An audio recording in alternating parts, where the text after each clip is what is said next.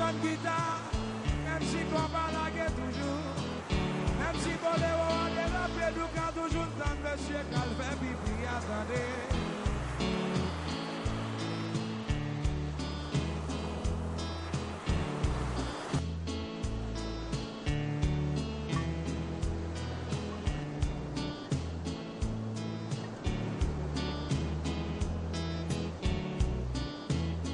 La primera república negra del Nuevo Mundo, pionera en la abolición de la esclavitud. Junto a páginas de gloria, otras que parecen maldición. País más pobre de América, sacudido por revueltas y desastres naturales, saqueado por décadas de gobiernos militares o autoritarios, en paisajes que fueron paraíso, el infierno.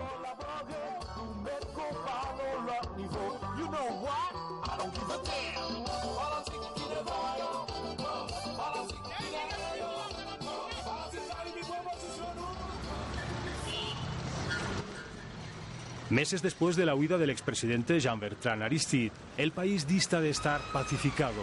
Hay miles de armas en la calle en manos de grupos violentos, afines al expresidente, los Chimères, y también en poder de exsoldados del antiguo ejército haitiano, que Aristide disolvió de mala manera en 1995. Ahora resurgen convertidos en un foco principal de desestabilización. Todo por hacer, pero en la calle, al menos, no hay miedo.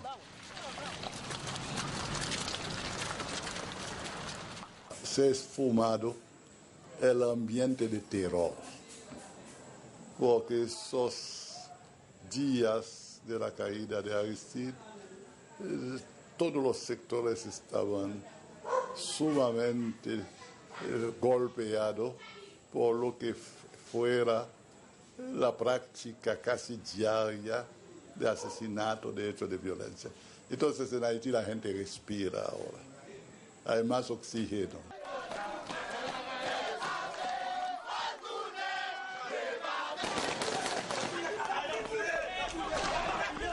Haití vive en la convulsión.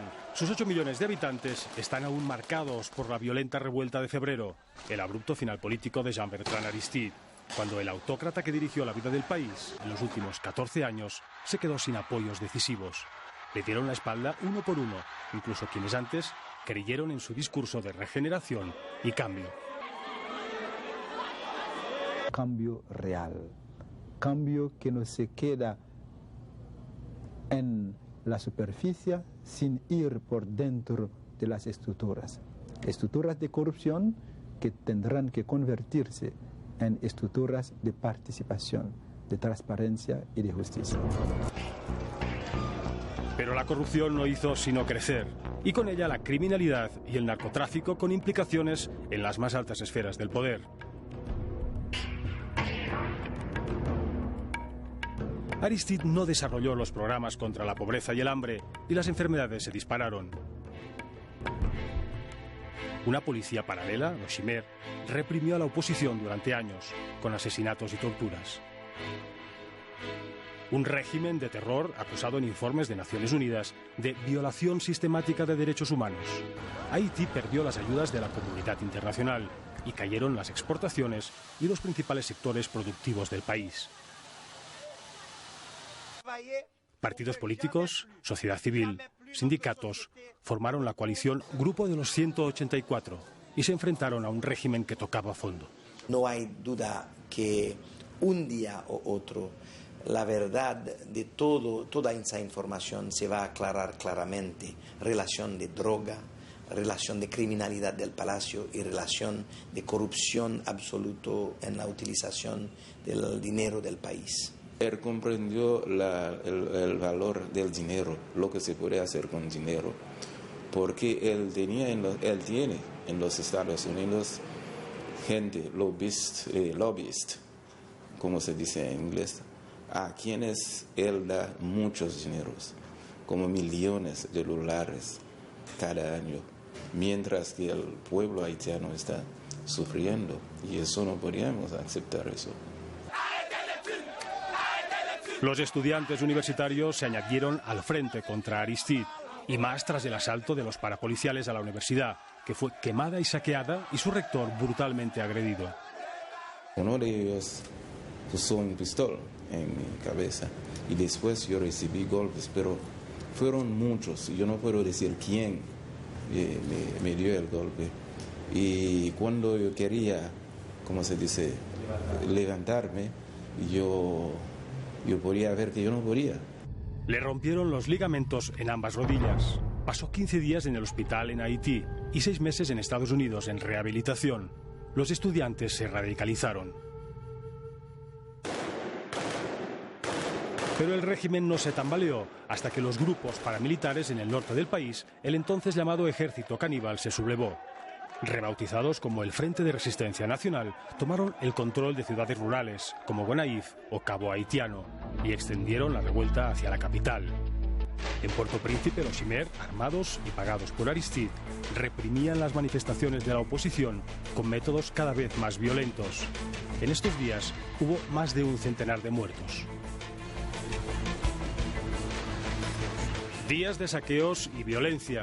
Aristide propició el caos, quizás para forzar una intervención internacional, pero la jugada falló. Para el Departamento de Estado norteamericano, Aristide era ya un aliado demasiado incómodo. Washington le había dado apoyo militar en 2 ocasiones anteriores, pero esta vez apostó por la oposición, contraria a cualquier pacto. Y Aristide tuvo que salir del país por la puerta de atrás, la madrugada del 29 de febrero. La euforia popular por el cambio tuvo su máxima expresión con la entrada de los rebeldes en Puerto Príncipe y en la lucha de los estudiantes por las libertades. Todo eso ha dado paso en poco más de medio año a un nuevo desencanto. No puede decirse que esto haya cambiado. La inseguridad, por ejemplo. ¿Qué es la inseguridad? Para nosotros es el hecho de que la gente no tenga hospitales. Ustedes saben que la gente no encuentra atención cuando va al hospital, cuando le pasa algo. Es grave. Y más duro es decir que a alguien se le puede poner aún una pistola en la cabeza. Hay estudiantes que todavía no pueden entrar en sus casas a causa de la presencia de los bandidos, de los chimeres, que aún aterrorizan al pueblo, ya que el gobierno es demasiado tolerante y lento. Y aprovecho para hacer un llamamiento al gobierno para que asuma su responsabilidad, porque no es normal que 6 meses después de la salida de Aristide, las cosas sigan así.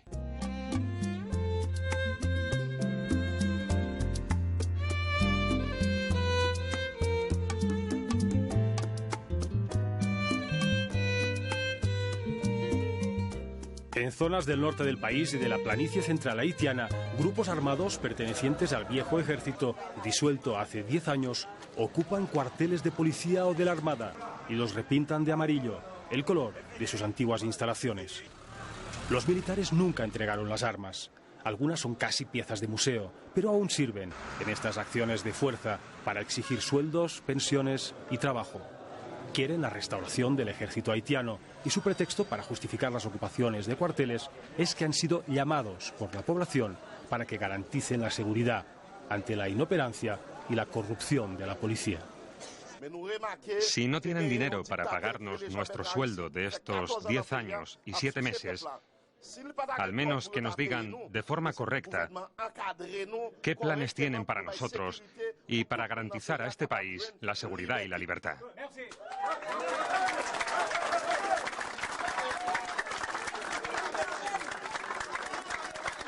Para frenar las ocupaciones, soldados de MINUSTA se anticipan a los asaltos, como en el cuartel de Grand Goâve, protegido por fuerzas del contingente brasileño, sin episodios de violencia, sin bajar la guardia. La tensión se hace evidente en cuanto una patrulla brasileña se desplaza hasta la vecina Petit Goâve para inspeccionar la situación del cuartel ocupado.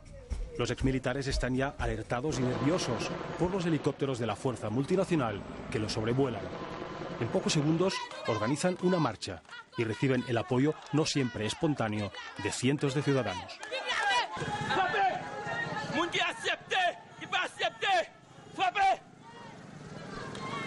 Los negociadores de la Misión de Naciones Unidas para la Estabilización de Haití, la MINUSTA, no se encuentran con el clima más propicio. El encuentro de ocupantes y negociadores no se traslada al cuartel, sino a un puesto de guardia en la entrada del pueblo. Solo 10 minutos de conversación, sin acuerdo.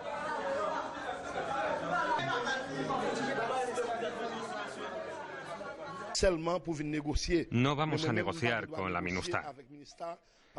Deben hablar con el alcalde.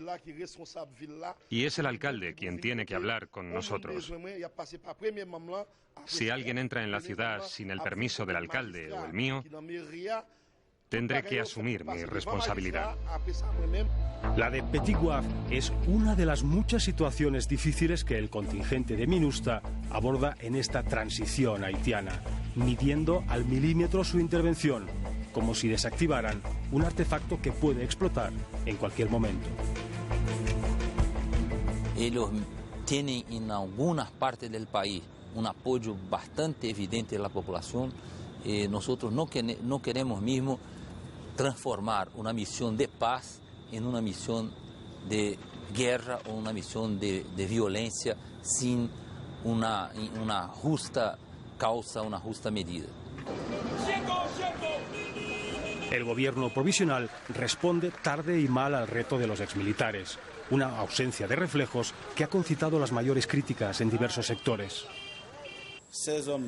Estas personas, que forman parte del gobierno, han utilizado a los antiguos militares para llegar al poder, haciéndoles todo tipo de promesas. Ahora ya han llegado al poder y tienen que negociar.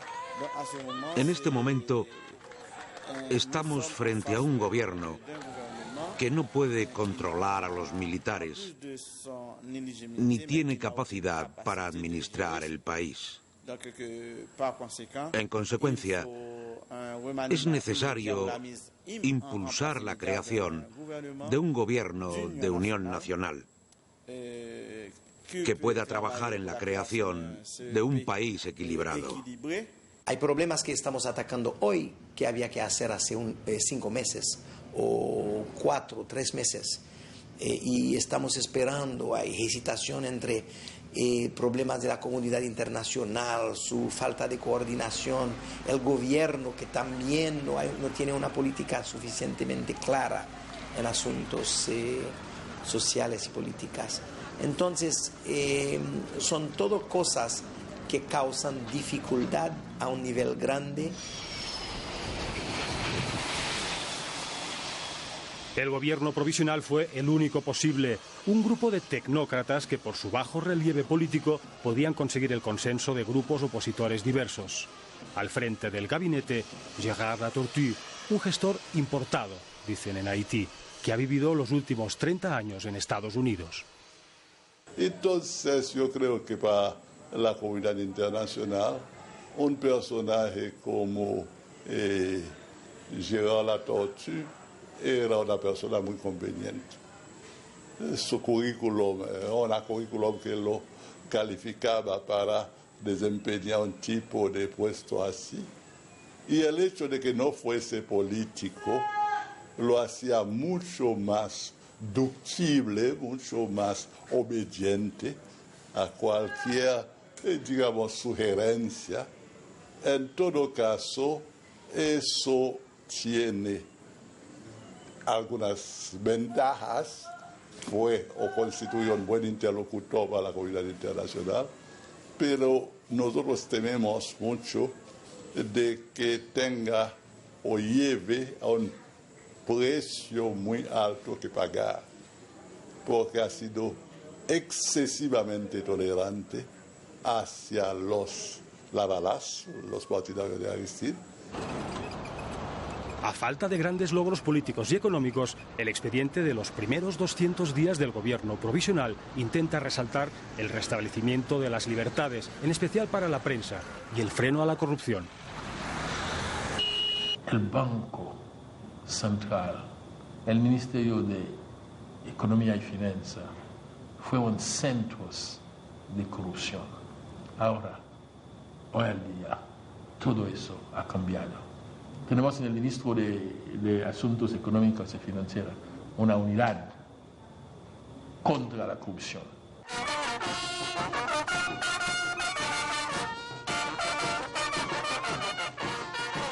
En el sur del país hay fiesta grande en Jérémie, la llamada Ciudad de los Poetas, cuna, entre otros literatos, de Alejandro Dumas. La fiesta local atrae de regreso por unos días a algunos de sus hijos pródigos, llegados de la emigración en Miami, Canadá o República Dominicana. Jérémy es también el feudo de algunos jerarcas de la Iglesia Católica que se han mostrado más críticos con el gobierno de transición. Los sermones, desde el púlpito, incluyen desde reivindicaciones de nuevas carreteras hasta referencias a la legitimidad del gobierno La Tortue. No digo que el gobierno actual sea ilegal, pero, en mi opinión, lo han impuesto los norteamericanos. El obispo Romeli no está solo en sus opiniones personales. Otros dos obispos en Haití han expresado posiciones similares en público. La jerarquía católica haitiana reivindica aún la figura del ex sacerdote salesiano que culminó el trayecto del país hacia la miseria, pero que también supo entrar en el juego de los apoyos mutuos en el reparto del poder. Aristide tenía la confianza del pueblo, porque asumió las reivindicaciones del pueblo. El pueblo le colocó en el poder, y eso es lo que aceptamos. Muchas voces críticas hacia el gobierno de transición, surgidas en poco tiempo. Al mando de la MINUSTAH le preocupan sobre todo los sectores que aún tienen armas, exmilitares, antiguos rebeldes y Chimère. Nosotros vamos a defender al gobierno si hay grupos armados que desean incursionar en actividades subversivas. Hoy día no hay propiamente una subversión, en el sentido de que algunos de estos grupos se plantee derrocar al gobierno, pero no podemos descartarlo tampoco en el futuro.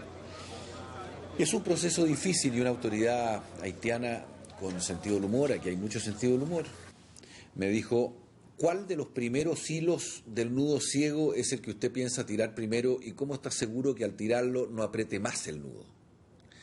Y yo creo que ahí está precisamente el problema principal, porque yo pienso que esta es verdaderamente una oportunidad que si el pueblo haitiano la deja pasar, va a pasar una generación entera que no va a poder gozar nunca de un país en paz y de un país que de nuevo logra construir alguna base de estabilidad para superar los problemas tremendos que tiene hoy.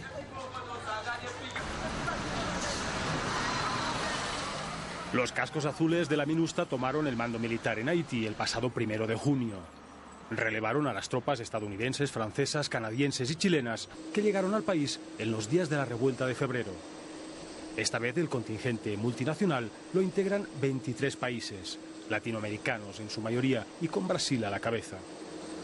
Formarán una fuerza de 6.700 soldados y 1.200 policías, de los que hasta ahora solo han llegado algo más de la mitad. Su credibilidad entre la población depende de que puedan mostrar pronto resultados, cosas que mejoren algo la vida cotidiana. La misión militar en Haití tiene un presupuesto de $400 millones para los próximos 2 años, pero hay tan solo 1 millón para proyectos inmediatos. Naciones Unidas no es portadora de dinero de por sí, pero sacar la basura que inunda estas ciudades, limpiar los canales de agua podrida que circula en medio de las poblaciones, o sacar, como me decía recién en esta tarde el ministro de Educación, ayúdenos a sacar la basura de las escuelas. Hay algunas escuelas que los alumnos no pueden entrar porque están rodeadas de basura. Eso los soldados de la MINUSTAH lo van a hacer, lo tienen que hacer. Es parte de su misión y creo que eso es lo que nos distingue de una fuerza de ocupación.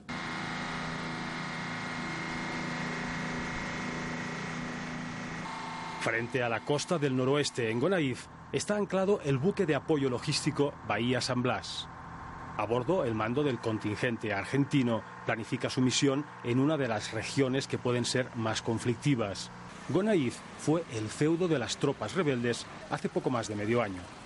Las prioridades de la misión en Haití, pacificar y apoyar el desarme, cobran aquí la mayor urgencia.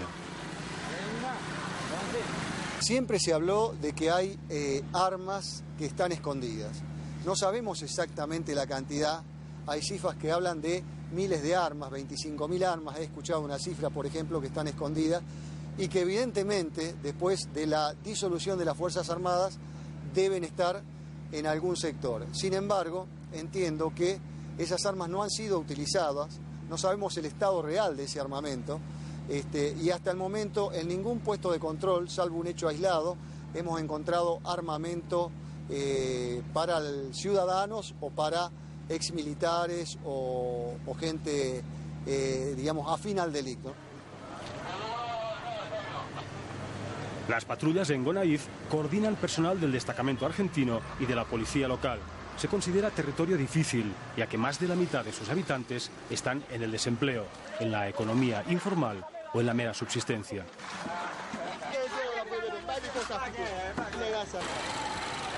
La preocupación común de Cascos Azules y de la policía local es que la falta de oportunidades aboque a antiguos rebeldes o a exmilitares armados a pasarse a la delincuencia. Por ahora, no hemos visto antiguos militares entre los delincuentes. Pero el arma no es algo que se entrega fácilmente. Si no tienen trabajo, pueden actuar con violencia. Bater Medellé y Wilter Etienne encabezaron junto a Guy Philippe la rebelión armada contra Aristide en el noroeste. Su transformación de guerrilleros a flamantes políticos ha sido meteórica. Y ni siquiera han necesitado cambiar de siglas. Pasaron del insurgente Frente de Resistencia al actual partido Frente de Reconstrucción. Me da lástima que muchos que estuvieron en la lucha no tengan ahora nada. Nos pasamos 5 meses luchando y ahora los ministros y los directores generales son personas que vienen del extranjero y la gente de aquí que luchó para echar a Aristide no tiene nada. Ni nadie se preocupa por ellos. Las inundaciones causadas por la tormenta tropical Jean este pasado mes de septiembre se cobraron en Gonaïves más de 3.000 víctimas, entre muertos y desaparecidos. Fue de nuevo miseria sobre miseria. La excesiva explotación del carbón vegetal, del que depende el 60% de la población haitiana, causó la deforestación y aumentó la fuerza destructiva de las aguas torrenciales. Miles de personas perdieron todo y la falta de condiciones sanitarias dejó toda la zona al borde de la tragedia humanitaria.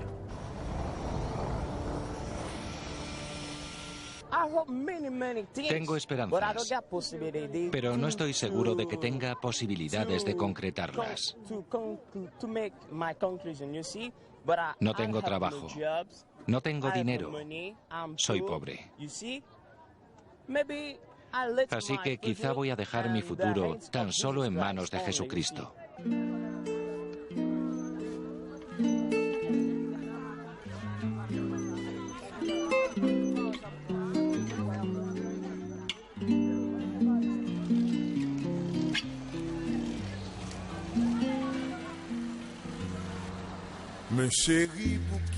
Los controles continúan al atardecer. Todo parece tranquilo y lo habitual es que cada registro, cada comprobación, se resuelva sin incidentes.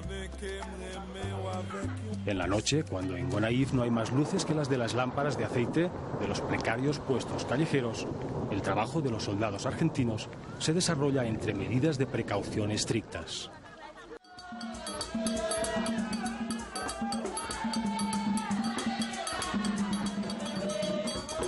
A pocos kilómetros de la ciudad, en la aldea rural de Sucre, un rito tradicionalmente desarrollado en grupos pequeños o en clanes se celebra como una fiesta, en la que tras larga negociación dejan entrar a la cámara.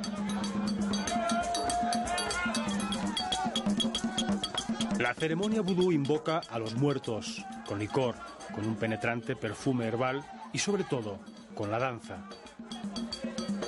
En los vestidos domina el rojo de Lemba o Júpiter, dios de la guerra. Sincretismo de las religiones antiguas africanas, el cristianismo, el ocultismo y también de la masonería francesa, el vudú marca las relaciones personales y sociales de millones de haitianos y ha forjado su carácter. Su implantación permite entender en parte por qué la Iglesia Católica, para contrarrestar esta fuerza, se alineó con el proyecto político de Aristide. Es un afán de avanzar en el control del espacio, sobre todo teniendo en cuenta la presencia del vodú como una base siempre presente en la vida haitiana y la expansión y las pretensiones de las iglesias protestantes muy vinculados con Estados Unidos, que desde el punto de vista numérico han ganado un terreno y tienen muchos recursos. El reloj en el estudio de Frank Etienne, exponente máximo de la cultura en Haití, marca un horario inhumano para este casi septuagenario artista. 18 horas de trabajo diarias, apenas 3 o 4 para el sueño. Etienne ha reflejado en su obra los ritos ocultos de su país, como en este proceso de zombificación, clave en la religión vudú. Pero en su inabarcable obra plástica, que ha expuesto en medio mundo, y en sus libros traducidos a varios idiomas, ha volcado también su pasión por un país que considera que perdió las grandes oportunidades históricas. Haití nunca fue una nación, porque no hubo un proyecto de fundación nacional con causa de la irresponsabilidad de las élites haitianas. Porque durante 2 siglos la sociedad haitiana fue una sociedad de exclusión. Exclusión contra los pobres, contra los negros, contra los que hablan creol. Y esta sociedad de exclusión es responsable de todos los acontecimientos dolorosos en Haití.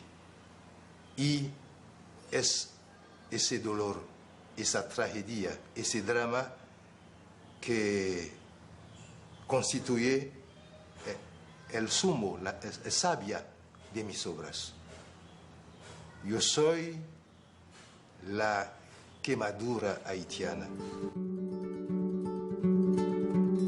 La obra de Frank Etienne creció a lo largo de 45 intensos años de trabajo y para su autor ha sido una forma de exorcizar los horrores del hambre, la violencia presente y pasada y lo que él llama la anarquía.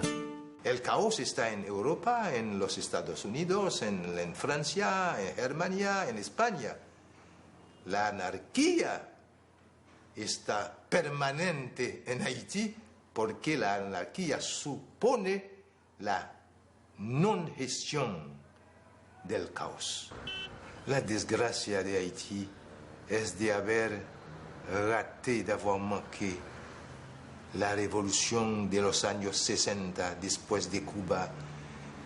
Y yo pienso que cuando un país como Haití pasa lejos, muy lejos de la revolución nacional, popular, progresista, el remedio es hipotético. El remedio es hipotético. Y es porque yo le digo con mucho dolor, con mucho sufrimiento, mi país se está muriendo poco a poco. Pero en los 60 Haití vivía lo opuesto a una revolución progresista. En 1957 comenzó uno de sus periodos más trágicos, la llegada a la presidencia de François Duvalier, apoyado por los Estados Unidos que controlaban que Haití no siguiera el modelo comunista de Cuba. Papa Doc se convirtió en uno de los dictadores más sanguinarios de la época. El instrumento para el terror fueron los Tonton Macoute, su terrible policía personal. También las leyendas de horror que tejió en torno a su persona, inspiradas en el vudú. La represión en esta época costó decenas de miles de muertes. Cuando Duvalier murió en 1971, su hijo, Jean-Claude, Baby Doc, heredó las riendas del país y también el imparable declive económico.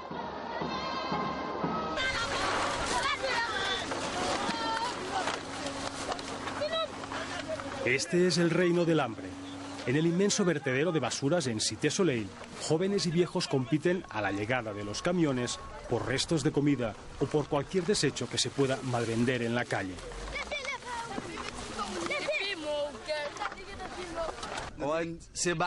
Busco cosas en la basura para no tener que robar. Tengo 10 hijos.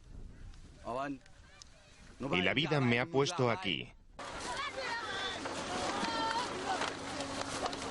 Entre el hedor insoportable y el humo se mueven los niños sin rostro, cubiertos quizás solo para protegerse del olor mefítico o tal vez por pudor de su propia miseria.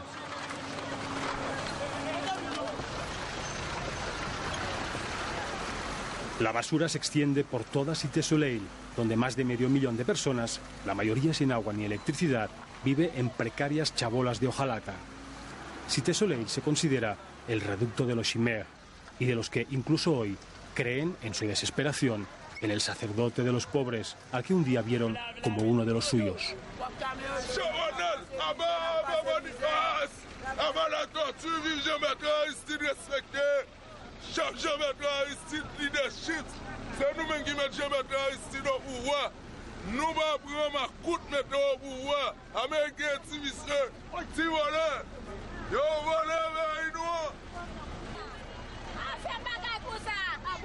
En Cité Soleil conviven chimères armados con bandas de delincuentes que se enseñorean de pequeños territorios.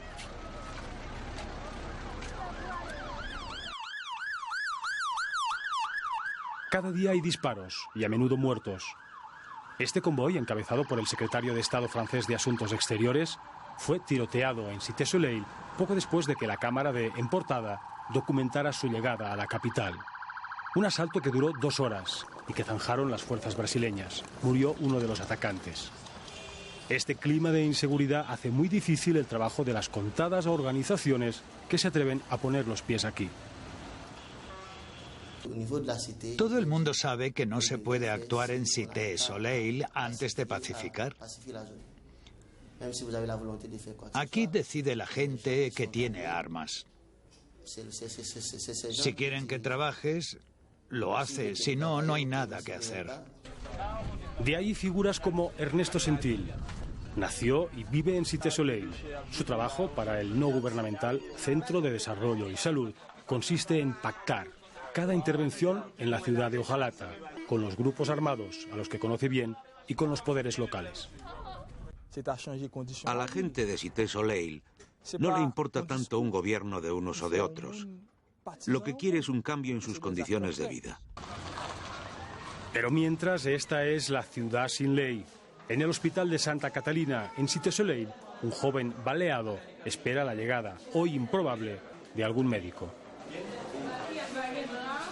Y es fácil comprobar que son las enfermeras quienes llevan todo el peso cuando se trata de atender a los 10 enfermos en medicina interna, los 19 bebés de maternidad y los 22 niños que este día están ingresados en pediatría. Con una de las tasas de mortandad infantil más altas del hemisferio y una malnutrición crónica que afecta a 1/4 parte de la población, Haití acumula cifras para la angustia. La tuberculosis, el paludismo y sobre todo la expansión del SIDA reducen la esperanza de vida a poco más de 54 años. En Haití hay 5.000 niños que nacen con el VIH cada año. También tenemos en Haití 200.000 niños huérfanos del VIH-Sida. Eso es muy importante. A decir que nosotros debemos cuidar de todos los huérfanos en el país. Tratamos nosotros de desarrollar unos proyectos con los niños, en especial apoyando a la comunidad, apoyando a las familias. La ONG Plan Internacional ha desarrollado un programa para apoyar y aconsejar a las familias afectadas directamente por el SIDA. Nos dimos cuenta de que era necesario reunir a las familias afectadas, puesto que tenían los mismos problemas y no tenían la oportunidad de hablarlo en sus comunidades, y por eso se impulsó la casa de proximidad. En la casa se ofrece un apoyo psicológico, ya que con el VIH y el SIDA es fundamental un apoyo psicológico, un apoyo médico y también social. También estamos apoyando, en especial en Port-au-Prince, en un proyecto, se llama Arc-en-Ciel, un proyecto que es muy famoso ya hoy día. Es una casa familiar, vamos a decir, a donde viven niños o afectados por el VIH-Sida o que tienen el SIDA, están enfermos, ¿no?, estos niños, y sus familias ya desaparecieron, ¿no? Entonces es un proyecto muy, muy interesante porque cuidan de los niños de una manera como en una familia, ¿no? No es un orfanato por nada. Haití necesitará durante mucho tiempo de la ayuda internacional. El trabajo de las agencias de cooperación solo se podrá desarrollar por completo si se establecen las suficientes condiciones de seguridad. La policía haitiana se quedó en menos de 3.000 agentes tras las revueltas y los saqueos de comisarías. Pocos agentes y escasos medios en sus operativos de control, y con la capital, Puerto Príncipe, convertida en la ciudad de las tinieblas. La MINUSTA se propone acelerar la formación de 10.000 nuevos agentes, mínimo para dar seguridad a todo el país. El compromiso de España con la misión internacional haitiana incluye el envío de un batallón, junto con Marruecos, compuesto por 350 soldados e infantes de marina y una treintena de efectivos de la Guardia Civil y del Cuerpo Nacional de Policía, con agentes especializados en armas, tráfico y seguridad ciudadana. Hay una gran necesidad de personal policial y militar en el país. La situación es muy delicada y, por supuesto, España es un país esperado. Quienes, entre tanto, han ido tensando la cuerda son los antiguos militares haitianos, que extienden su presencia en comisarías de todo el país. Por si hubiera alguna duda sobre la cercanía entre los exmilitares y los, hasta hace pocos meses, rebeldes del norte, hasta el cuartel ocupado de Petit Goâve llega por sorpresa Guy Philippe, líder del Frente de Resistencia en febrero y ahora dirigente del Partido para la Reconstrucción Nacional. Abrazo solidario con los exmilitares y duras críticas al gobierno provisional. Es un fracaso total. ¿Qué piensa que se debe hacer? Están haciendo una política de exclusión, eso no es bueno. Han decidido excluir a los rebeldes, a los militares, a la balas, y solo la organización 184 está decidiendo, solamente ellos están tomando las decisiones. Ellos están trabajando por los intereses de su clase, y eso no es bueno. No queremos exclusión, queremos un país unido. En el Haití de los 1000 retos y de los 1000 desafíos, uno de ellos es el restablecimiento de las antiguas Fuerzas Armadas. Aquí, en la localidad de Petit Goâve, tienen además el apoyo de la población local y también un importante espaldarazo político, el del dirigente Guy Philippe. El instinto populista de este antiguo comisario de policía con pasado golpista y sombras de cercanía con el narcotráfico le lleva a darse un paseo triunfal entre la población. Posibles votos en el futuro. En el cuartel, los antiguos militares presentan ante el juez a un policía local, al que han atrapado con casi 30 kilos de marihuana en el coche. Su excusa no convence a nadie en Petit Goâve.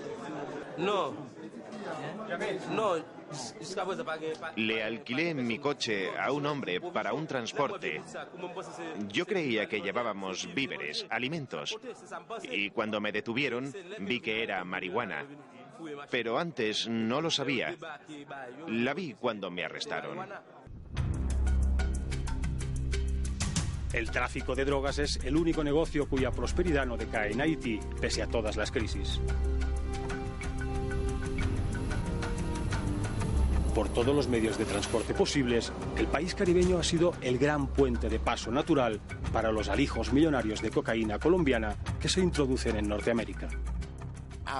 Antes de Aristide, se decía que la cantidad de droga que transitaba por Haití representaba el 15% de la droga que entraba en Estados Unidos. Hay un informe que muestra que durante el gobierno de Aristide se pasó del 15% al 8%. Esto significa que se han hecho esfuerzos para disminuir este tráfico. Las cifras del ex senador de Aristide no concuerdan con la valoración de los Estados Unidos, que llegó a considerar que la connivencia del gobierno de Aristide con el narcotráfico había llegado a extremos insostenibles.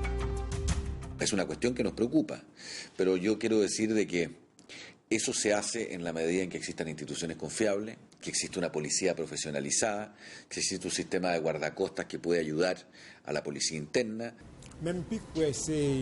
La acusación de contrabando de drogas fue un pretexto para que los secuestradores pudieran justificar el secuestro del presidente Aristide. En los campos de Haití nunca se cultivó ningún tipo de droga.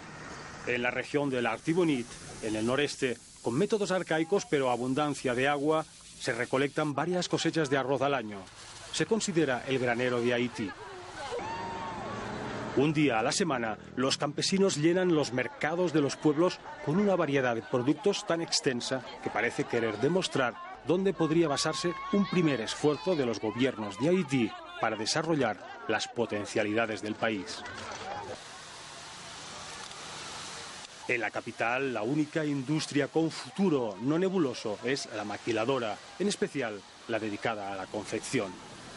Su desarrollo es incipiente, pero empresarios del sur de Estados Unidos esperan que se den las suficientes garantías de seguridad para invertir en el país caribeño. Quedan como fuente principal de riqueza las remesas de los emigrantes, más de $1.000 millones al año. La salida al extranjero parece el destino inevitable para muchos jóvenes.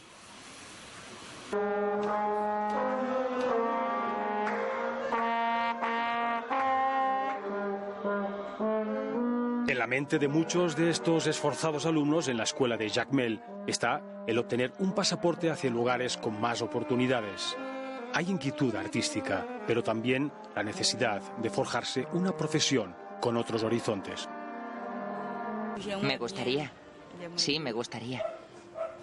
Pero en Haití no sé si será posible. No hay verdaderas oportunidades. No hay... No sé cómo decirlo. No pueden hacerse planes en Haití. Así son las cosas. Me gustaría, pero no sé. Con la música se puede ganar dinero, sobre todo en Haití, porque aquí la música da dinero.